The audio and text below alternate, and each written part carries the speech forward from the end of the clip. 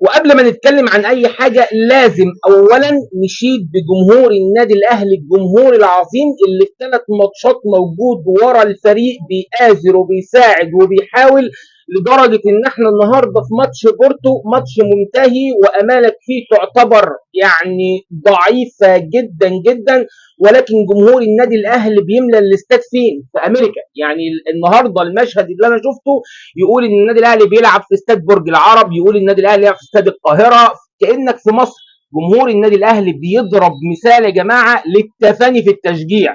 فلازم النهارده قبل ما تتكلم عن اداء الفريق ولا ايه اللي حصل في الماتش، الجمهور العظيم ده لازم ياخد حقه. جمهور النادي الاهلي يا جماعه مالوش مثيل، والله العظيم بجد جماهير عاليه جدا جدا، سواء في التفكير او سواء في الحضور او سواء في المؤازره او سواء في اي شيء.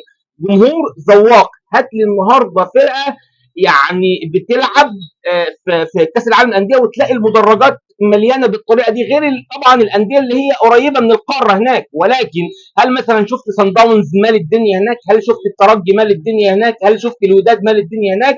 جماهير الاهلي يا جماعه غير، جماهير الاهلي غير.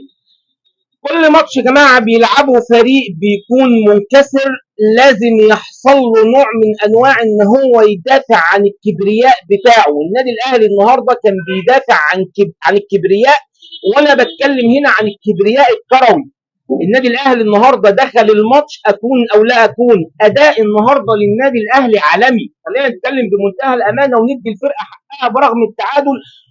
بس انت بتجيب 4 اهداف وفي فريق اوروبي، فريق النهارده انت بتجيب جون وهو بيجيب جون، انت بتجيب جون وهو بيجيب جول. يعني المباراه سجال طول الماتش. شفنا النهارده اداء عالي جدا من لعيبه النادي الاهلي. محمد علي بن رمضان النهارده بيسجل هدف، يعني عايز اقول لك الهدف ده هدف عالمي، هدف النهارده تتفرج عليه كده تقول ادي معدن اللعيبه اللي بيجيبها النادي الاهلي، بيجيب لعيبه دوليه علشان تصنع الفارق مع الفريق. شفنا النهارده احمد سيد زيزو بيقدم مباراه محترمه جدا جدا جدا، والقائد الكبير وسام ابو علي الراجل اللي بجد بيحب النادي الاهلي، الراجل اللي ربنا كافئه النهارده ب3 اهداف علشان يكفر عن الخطا اللي هو عمله المره اللي فاتت.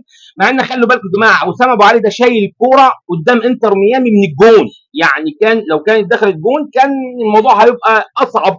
بس احنا ما كناش متوقعين النادي الاهلي هيوصل للمرحله دي او ان هو مش هيقدر يعدي الدور 16.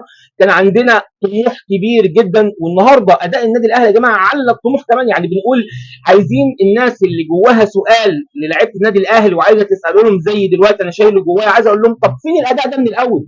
طب